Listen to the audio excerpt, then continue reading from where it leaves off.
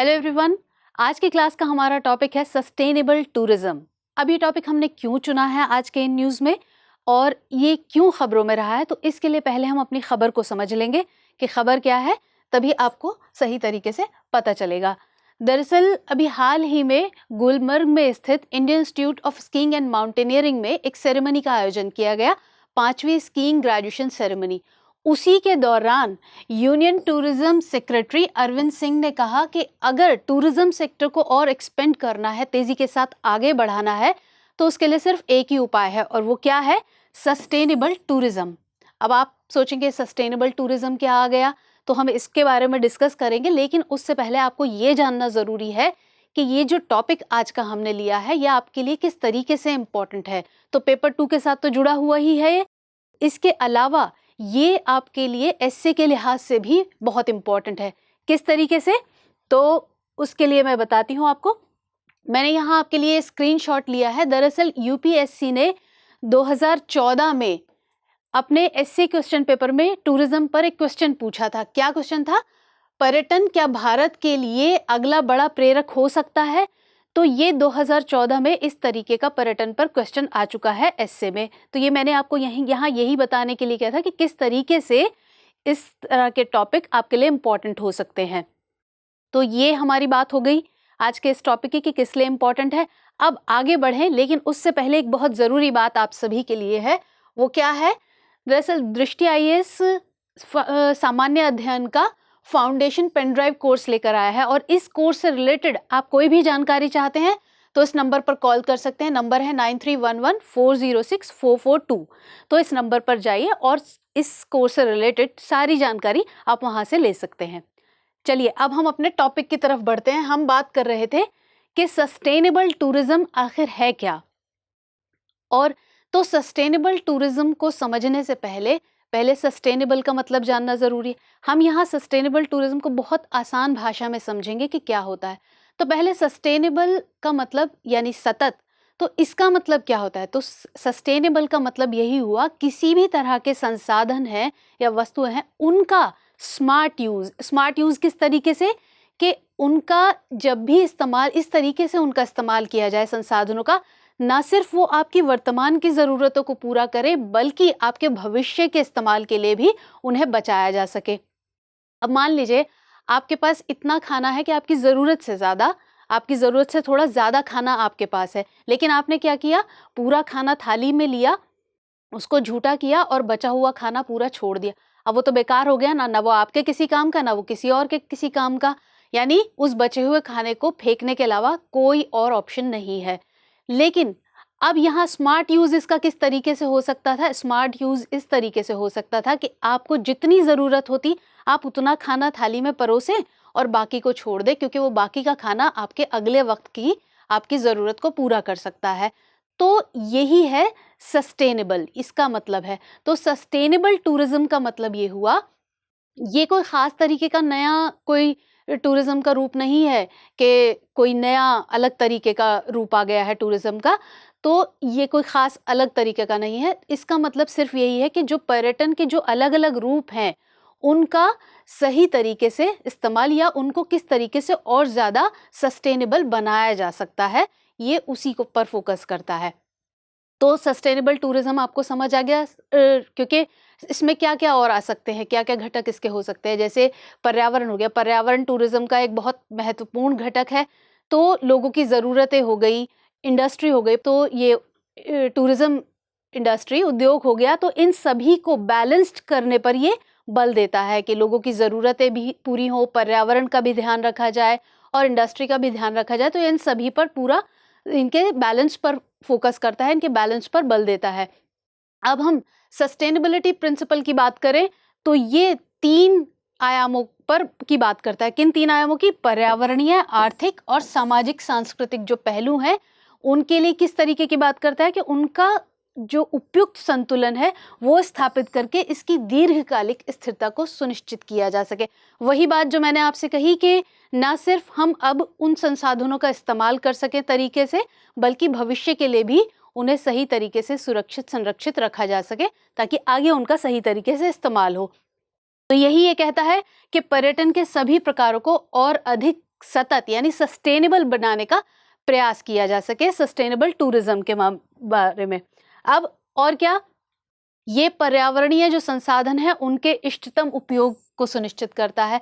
यानी कि वही बात जैसे मैंने आपसे कहा कि पर्यावरण के इस्तेमाल को, पर्यावरण का इस्तेमाल जैसे टूरिज्म की बात करते हैं कि टूरिस्ट आते हैं तो पर्यावरण का जिस तरीके से इस्तेमाल होता है तो उनका सिर्फ उतना ही इस्तेमाल किया जाए, उनका ध्यान रखा जाए, उनको जो भी लोग हैं तो वो उनको जो उनके गाइड्स हैं वो सही तरीके से उनको गाइडेंस दी जाए कि किस तरीके से पर्यावरण को संरक्षित रखते हुए प्रकृति का मज़ा लिया जा सके या प्रकृति का उपभोग किया जा सके किस तरीके से। तो ये पर्यावरणीय और भी जो पर्यावरणीय संसाधन है उनका सही तरीके से इस्तेमाल किया जा सके।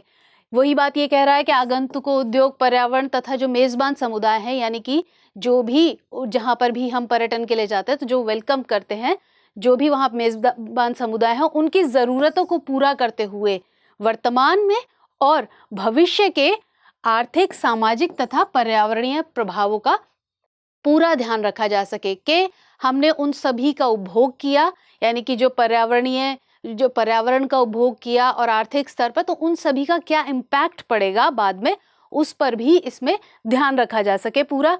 और अगर हम SDG की बात करें यानी सतत विकास लक्ष्य की बात करें तो ये माउंटेन स्पेसिफिक टूरिज्म की बात करता है, इसका लक्ष्य 8, और ये क्या कहता है कि सतत उपभोग और उत्पादन पैटर्न को सुनिश्चित करना। वही बात ये भी कहता है कि जो संसाधन हैं उनका जो भी सतत इस्तेमाल की बात करता है, कि स्मार्ट यूज़ की बात करता है, क्योंकि सतत उपभोग जो है वो एक स्मार्ट यूज़ पर ही आधारित है कि हम उसको इस तरीके से इस्तेमाल करें संसाधनों को कि आज की ज़रूरत भी पूरी हो और आगे की ज़रूरत भी पूरी हो।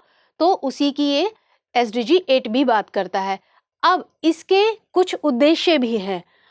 हाँ, तो इसके प्रमुख उद्देश्य क्या है? तो उद्देश्य है इसका व्यवहार्य एवं दीर्घकालिक आर्थिक संचालन को सुनिश्चित करना। इसके अलावा जो सभी हितधारक हैं उनके सामाजिक आर्थिक, यानी जो भी इस काम से जुड़े हुए हैं, टूरिज्म से जुड़े हुए हैं, उनमें जो भी स्टेक होल्डर्स आते हैं यानी जिनके भी हित इससे जुड़े हुए हैं, उन सभी के बीच जो सामाजिक आर्थिक लाभ है उसका सही तरीके से, न्यायपूर्ण तरीके से, न्यायसंगत तरीके से उनका वितरण होना चाहिए, ये इसका उद्देश्य है। इसके अलावा सस्टेनेबल एम्प्लॉयमेंट के अलावा जो आय है उसको अर्जित करने के अवसर प्रदान करना, ये इसका उद्देश्य है। और सामाजिक सेवाएं तथा गरीबी उन्मूलन में योगदान करना, यानी कि इससे लोगों को ज़्यादा से ज़्यादा बढ़ावा मिले, इससे लोगों को ज़्यादा से ज़्यादा रोजगार मिले, तो ये इससे गरीबी उन्मूलन में भी इसके योगदान की बात करता है। ये इसका प्रमुख लक्ष्य है या उद्देश्य है, तो ये इसकी बात करता है। अब इसकी ज़रूरत क्यों है? तो सस्टेनेबल टूरिज्म की हम बात कर रहे हैं तो इसकी ज़रूरत क्यों है? तो सबसे पहली अगर बात करें तो पर्यावरणीय कारक, यानी कि जैसे मैंने आपको बताया था कि पर्यावरण जो है वो किसी भी देश के जो टूरिज्म है उसमें एक इम्पॉर्टेंट रोल प्ले करता है। तो उस सभी का रखरखाव सही तरीके से हो, यानी कि जिस भी प्लेस पर जो भी टूरिस्ट प्लेस है, तो जो भी टूरिस्ट डेस्टिनेशन है वहाँ पर जो भी लोग जाए, जो भी टूरिस्ट जाए, तो उनको सही तरीके से गाइडेंस दी जाए कि जिससे कि वो प्रकृति का पूरा मज़ा ले सके, लेकिन साथ साथ उसका ध्यान भी रख सके। उनको सही तरीके से गाइडेंस प्रोवाइड की जाए जिससे कि जो पर्यावरण है उसको प्रभाव ना हो, उस पर कोई गलत असर ना पड़े या उसको क्षति ना पहुँचे। तो इससे क्या है, पर्यावरण को और ज़्यादा का संरक्षण हो सकेगा और जैव विविधता भी संरक्षित रहेगी, उसको भी बढ़ावा मिलेगा। आर्थिक कारक की बात करें, अब जैसे कोरोना की बात चल रही थी तो कोरोना को देखते हुए जैसे पिछला पूरा साल, इसमें पूरी तरीके से इसका सबसे ज़्यादा असर जिन क्षेत्रों में पड़ा उनमें से एक टूरिज्म सेक्टर को कह सकते हैं। वो इसलिए क्योंकि टूरिज्म यानी कि पर्यटन, घूमना फिरना, तो ये सारी गतिविधियां कोरोना के टाइम पर लॉकडाउन में बंद हो गई थी पूरी तरीके से। बाहर से जो पर्यटक हैं उनका आना तो दूर की बात, जो देश में भी भ्रमण करने पर पाबंदी थी, घूमने फिरने पर पाबंदी थी, बंद हो गई थी सारी गतिविधियां। लेकिन अब जिस तरीके से, तो ये एक आर्थिक कारक है। अब जिस तरीके से पूरे देश में, दुनिया के और देशों में भी टीकाकरण, कोरोना की जो वैक्सीन है उसका टीकाकरण स्टार्ट हो चुका है, उसको देखते हो और लगभग और सारी गतिविधियां जो भी एक्टिविटीज़ थी तो वो सारी लगभग नॉर्मल होने की कगार पर हैं, नॉर्मल होती जा रही हैं धीरे धीरे। तो उसमें आर्थिक कारक को देखते हुए भी अर्थव्यवस्था को बूस्ट करना है, अर्थव्यवस्था बिल्कुल उसकी रफ्तार बिल्कुल सुस्त हो गई, मंद पड़ गई, तो उसको बूस्ट करने के लिए भी तो बहुत ज़रूरत है। तो आर्थिक फैक्टर भी इसका, इकोनॉमिक फैक्टर भी एक इम्पॉर्टेंट फैक्टर है जिसकी वजह से इसको बढ़ावा, और ये तो सिर्फ कोरोना की बात है, और वैसे भी क्योंकि पर्यटन का एक इम्पॉर्टेंट रोल रहता है, देश का जो राजस्व है उसमें एक बड़ा हिस्सा इसका पर्यटन का रहता है, तो इसलिए भी एक अच्छी खासी कमाई होती है देश को इससे, तो इसलिए भी ये आर्थिक फैक्टर के हिसाब से बहुत इम्पॉर्टेंट है। तो इसलिए टूरिज़्म को बढ़ावा देने के लिए ज़रूरत है, ताकि क्योंकि लोगों को रोज़गार मिलेगा इससे ज़्यादा से ज़्यादा, और देश को आय होगी, सरकार को इससे आय होगी ज़्यादा से ज़्यादा, तो इसलिए इसको देखते हुए भी ये अर्थव्यवस्था, आर्थिक कारक बहुत इम्पॉर्टेंट है। सांस्कृतिक कारक की बात करें, जैसे हमने पहले बात की थी कि सामाजिक सांस्कृतिक पहलू पर जोर देता है, तो सांस्कृतिक कारक किस तरीके से, अब जैसे किसी भी कंट्री में कोई भी टूरिस्ट आता है तो वो उससे वहाँ के न सिर्फ जो प्राकृतिक सौंदर्य है उसको करीब से देखता है, बल्कि उस देश की संस्कृति से भी उसे रूबरू होने का मौका मिलता है, उसे जानने का मौका मिलता है, और जो उस देश की संस्कृति है, तो जो टूरिस्ट आया है तो उसके ज़रिए उस देश की संस्कृति के प्रचार प्रसार में मदद मिलती है, दूर देशों तक वो संस्कृति फैलती है, जैसे कि, और इसके अलावा उनको रोज़गार भी मिलता है, जैसे कि देश के हथकरघा कामगार हो गए, शिल्पकार हो गए, तो ये कढ़ाई बुनाई के कारीगर हो गए, इन सब को ना सिर्फ हमारी ये संस्कृति बाहर देशों में प्रचारित प्रसारित होती है, बल्कि इस तरह के जो कारीगर हैं उनको भी और प्रोत्साहन मिलता है, और उनको उनके रोज़गार के अवसर और ज़्यादा बढ़ते हैं सामने। तो कई पहलू ऐसे हैं, इसकी वजह से भी जो टूरिज़्म है, सस्टेनेबल टूरिज़्म, इसकी बहुत ज़्यादा ज़रूरत है। अब भारत के मामले में इसको देखें, भारत में पर्यटन की बात करें तो इसकी इम्पोर्टेंस की बात करें तो 11वीं पंचवर्षीय योजना में कहा गया था कि पर्यटन देश का सबसे बड़ा उद्योग है, और इसके अलावा 12वीं पंचवर्षीय योजना में क्या कहा गया था कि जो समावेशी विकास है उसमें प्रो पुअर टूरिज्म को मान्यता दी गई थी। तो इसकी इम्पोर्टेंस इन बातों से जाहिर हो सकती है कि क्या इम्पोर्टेंस है। इसके अलावा सरकार ने टूरिज्म को बढ़ावा देने के लिए कई सारी पहलों की शुरुआत भी की है, तो उसमें से कुछ खास की बात करें तो ई वीज़ा, ये 3 कैटेगरीज में अवेलेबल है, ये तीन कैटेगरीज में अवेलेबल है, टूरिस्ट, मेडिसिन और बिजनेस, जो अलग अलग देशों के नागरिकों के लिए, तो ये 3 कैटेगरी में अवेलेबल है। इसके अलावा बात करें ग्लोबल मीडिया कैंपेन की, तो ये वेरियस इंटरनेशनल चैनल्स पर चलाया गया था, टीवी चैनल्स पर ये कैंपेन। और इसके अलावा द हेरिटेज ट्रेल, तो ये जो वर्ल्ड हेरिटेज साइट्स है इंडिया में, यानी कि जो इंडिया में विश्व विरासत स्थल हैं, उनको प्रमोट करने के लिए इसकी शुरुआत की गई थी। इसके अलावा पर्यटन पर्व, इसमें क्या है, ये भी 3 कैटेगरीज के अंदर है, देखो अपना देश, टूरिज्म फॉर ऑल और टूरिज्म एंड गवर्नेंस। इसमें जो देश के ही जो लोग हैं उन्हें देश भ्रमण के लिए प्रोत्साहित किया जाता है, इसके लिए कि वो भी अपने देश के जो भी टूरिज्म डेस्टिनेशंस हैं उन पर जाएं, उनको देखें, उनमें बढ़ावा देने के लिए, उनको और ज़्यादा प्रोत्साहित करने के लिए, एनकरेज करने के लिए इसकी शुरुआत की गई। इसके अलावा स्वदेश दर्शन योजना है, इसके अंदर क्या गया, 15 थीमेटिक सर्किट्स को चुना गया, जिनमें से इंडियन हिमालयन रीजन में कुछ खास इंडियन हिमालयन रीजन के कुछ खास शामिल है इसमें, जैसे north east India circuit, Himalayan circuit और स्पिरिचुअल सर्किट। अब इसके बाद आती है प्रसाद योजना, ये आपको कहीं कहीं प्रसाद भी मिलेगी, प्रसाद योजना भी मिलेगी। तो ये पर्यटन मंत्रालय द्वारा 2014-15 में स्टार्ट की गई थी, और इसकी फुल फॉर्म क्या है, इसकी फुल फॉर्म है pilgrimage rejuvenation and spiritual heritage augmentation drive.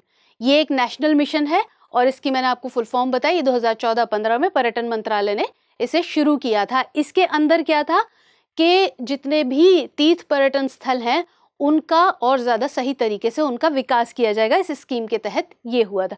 इसके बाद आता है स्वच्छ पर्यटन ऐप। तो ये ऐप इसलिए जारी की गई थी कि इसके अंदर क्या था कि देश भर में जितने भी टूरिज्म डेस्टिनेशंस हैं तो उन पर अगर कोई हाइजीन इशू आता है तो कोई भी नागरिक इस ऐप पर जाकर उस इशू को बता सकता है कि किसी भी टूरिस्ट डेस्टिनेशन पर अगर कोई हाइजीन इशू आता है तो उसकी जानकारी यहाँ दे सकता है। इसके अलावा एक टोल फ्री हेल्पलाइन है जो मल्टीलिंगुअल टूरिस्ट हेल्पलाइन है, 24/7 है। इसके अलावा साथी ऐप, ये साथी ऐप पर्यटन मंत्रालय की एक पहल है।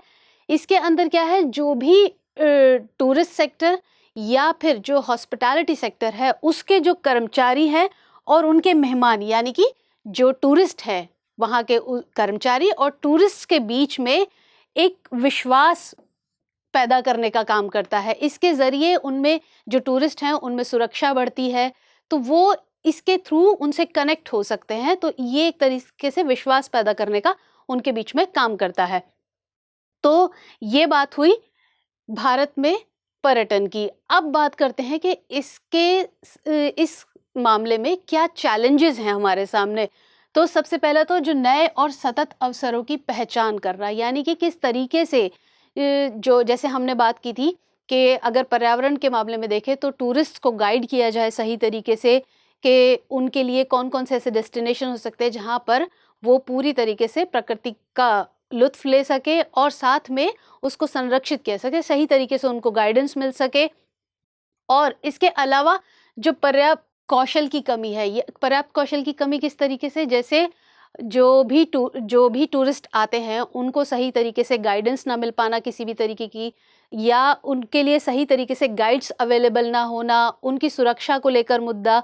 तो उसमें जो भी उनको गाइड करते हैं, गाइडेंस हुई या जो भी और पूरे पर्यटन क्षेत्र से रिलेटेड जो हॉस्पिटैलिटी मैनेजमेंट की हमने बात की, जैसे होटल्स रेस्टोरेंट्स में, तो उन सभी में जो भी कर्मचारी हैं उनको सही तरीके से ट्रेंड, वहाँ पर जो भी कर्मचारी ट्रेंड हो, जिससे कि वो उन टूरिस्ट को सही तरीके से एक डिसेंट वे में ट्रीट कर सके, जिससे उन्हें एक वर्ल्ड क्लास उनको एक्सपीरियंस मिल सके। अब हम जब कहीं जाते हैं किसी जगह घूमने के लिए, वहाँ पर जब हमें अच्छी तरीके से गाइड्स अवेलेबल हों, अच्छे गाइड्स अवेलेबल हों, साथ साथ जो होटल्स हैं वहाँ पर जो भी स्टाफ है वो बहुत सही तरीके से हमें ट्रीट करे, डिसेंट वे में ट्रीट करे, तो ना सिर्फ हम वापस आकर उस जगह की तारीफ़ करते हैं बल्कि ये भी बोलते हैं कि वहाँ पर फैसिलिटीज़ भी बहुत अच्छी हैं सारी।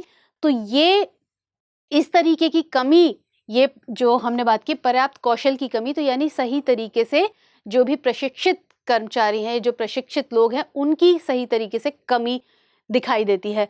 और पर्यटक सुरक्षा, वही मैंने बात की, तो जो टूरिस्ट आते हैं उनको वो अपनी सुरक्षा को लेकर भी ज़ाहिर बात है चिंतित होते हैं। अगर हम कहीं घूमने जाएंगे तो हम ये भी साथ साथ सुनिश्चित करेंगे कि हम वहाँ पर सुरक्षित भी हैं कि नहीं। तो इसमें ये भी एक कई बार मुद्दा सामने आता है कि जो पर्यटक हैं वो अपनी सुरक्षा को लेकर चिंतित होते हैं, तो ये एक चुनौती है।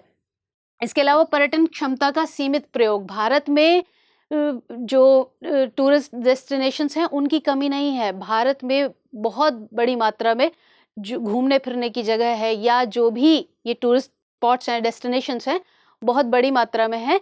तो लेकिन क्या है, उनका सही तरीके से उपयोग, सीमित जो प्रयोग है उस वो कहीं ना कहीं देखा जाता है। और इसी की वजह से अगर हम बात करें 2019 के यात्रा और पर्यटन प्रतिस्पर्धा सूचकांक की, तो इसमें भारत को 34वीं रैंक मिली थी। तो ये भी भारत के लिए के सामने एक चुनौती है। और प्रचार और मार्केटिंग की, हालांकि देखा जाए तो पर्यटन को लेकर बहुत प्रचार प्रसार अब किया जाने लगा है, लेकिन फिर भी ऑनलाइन मार्केटिंग, ब्रांडिंग की कहीं ना कहीं कमी देखी जाती है। और अब जैसे कि हम कोरोना काल से उबर कर बाहर आ रहे हैं और अपनी इकॉनमी को बूस्ट करना है, पर्यटन को बढ़ावा देना है ज़्यादा से ज़्यादा, ताकि ये सेक्टर ज़्यादा से ज़्यादा बूस्ट हो सके, और हमें विदेशी पर्यटकों को फिर से आकर्षित करना है अपने देश में आने के लिए, घूमने फिरने के लिए, और उनको ये बताना है कि उनका यहाँ आना सुरक्षित है और सही है बिल्कुल। तो उनको वो पूरा उस तरीके से हमें उन सबको ध्यान में रखते हुए फिर से ब्रांडिंग और मार्केटिंग करने की ज़रूरत है अपने जो भी पर्यटन स्थल हैं उन सभी की। तो ये प्रचार और मार्केटिंग की बात हुई, इसमें भी कहीं ना कहीं अभी कम है, तो इसमें और ज़्यादा बढ़ावा देने की ज़रूरत है। अब हम बात करते हैं कि ये भी जो चैलेंजेस हैं इनको दूर किस तरीके से किया जा सकता है, क्या वे फॉरवर्ड हो सकता है इसमें।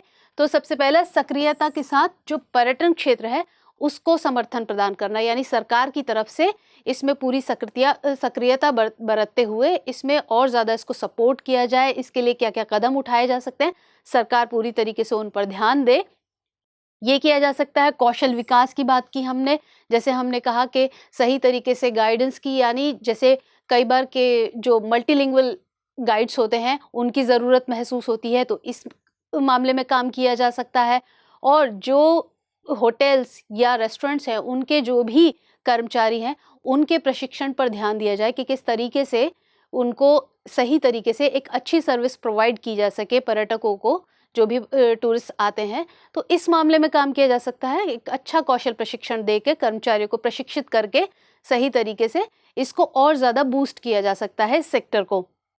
इसके अलावा जो विरासत स्थल हैं उनको सही तरीके से और संरक्षण प्रदान करके इस सेक्टर को और बढ़ावा दिया जा सके, ताकि उसकी खूबसूरती और उभर कर सामने आए और उसकी इम्पोर्टेंस सामने निकल कर आए और अच्छे तरीके से उनको सही तरीके से संरक्षण दिया जाए।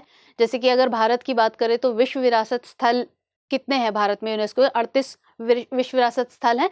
तो भारत में विरासत स्थलों की कमी नहीं है। भारत में जो भी जितने भी हिस्टोरिकल मॉन्यूमेंट्स हैं बहुत सारे हैं, टूरिस्ट डेस्टिनेशंस बहुत सारे हैं, लेकिन ज़रूरत है उनके सही तरीके से संरक्षण की, उनमें जो भी सर्विसेज प्रोवाइड की जा रही हैं उनको और ज़्यादा क्वालिटी देने की। तो इस चीज़ की ज़्यादा ज़रूरत है। पर्यटन सुगमता को बढ़ावा देना, यानी कि जो भी टूरिस्ट आते हैं उनके लिए जो जिस तरीके की भी जो भी फैसिलिटीज़ हैं उनको सही करते हुए उनके जो भी नॉर्म्स हैं उनको ईज़ किया जाए, इसकी ज़रूरत है। इसके अलावा घरेलू पर्यटन उद्योग को भी प्रोत्साहित करना, न सिर्फ जो विदेशी पर्यटक हैं उनकी तरफ ध्यान दिया जाए बल्कि देश में भी पर्यटन को प्रोत्साहित किया जाए, ताकि जो देश के जो लोग हैं, नागरिक हैं, वो भी अपने देश में घूमने फिरने के लिए, पर्यटन के लिए प्रोत्साहित हो सके और जितने टूरिस्ट डेस्टिनेशंस हैं उनके लिए उन पर घूमने जाएं, उनको देखने के लिए प्रोत्साहित हों वो सारे के सारे। और इसके अलावा बेहतर स्वास्थ्य अवसंरचना को विकसित करना, सुरक्षा ज़रूरी है, कौशल प्रशिक्षण ज़रूरी है, जो भी सुविधाएं हैं उनको और बेहतर बनाने की ज़रूरत है। इसके साथ साथ जो स्वास्थ्य अवसंरचना है, जो भी हेल्थ इंफ्रास्ट्रक्चर है, उसे सही तरीके से डेवलप करने की ज़रूरत है, क्योंकि ये भी एक बड़ी ज़रूरत है जिससे कि जो टूरिस्ट हैं वो अट्रैक्ट होंगे। क्योंकि अगर सही तरीके की सभी फैसिलिटीज़ अवेलेबल होंगी टूरिस्ट को तो जाहिर बात है वो अच्छे तरीके से अट्रैक्ट होंगे। तो अगर हमें इस सेक्टर को बूस्ट करना है, क्योंकि इस सेक्टर को बूस्ट करने से हमारी इकॉनमी भी बूस्ट होगी, तो वो हर तरीके से उसका असर हमारी इकॉनमी पर अच्छा ही पड़ेगा। तो अगर इसको बूस्ट करना है तो इस तरीके से कुछ पहलुओं पर ध्यान दिया जा सकता है। अच्छा, आप मुझे कमेंट सेक्शन में बताइएगा कि वर्ल्ड टूरिज्म डे किस दिन मनाया जाता है, तो आप मुझे कमेंट सेक्शन में बताइएगा। तो अच्छा, हम बात कर रहे थे बेहतर स्वास्थ्य अवसंरचना की, तो ये इस पर हमने डिस्कस किया कि किसके ज़रूरत है कि जो हेल्थ इंफ्रास्ट्रक्चर है उसको अच्छे तरीके से डेवलप किया जाए।